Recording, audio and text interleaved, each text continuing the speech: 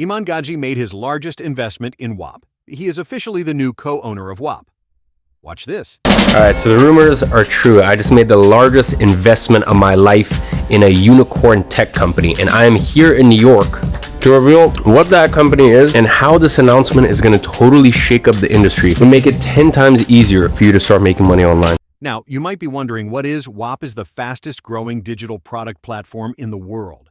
Whop is the all-in-one digital marketplace empowering creators and entrepreneurs to sell their expertise, products, and services online.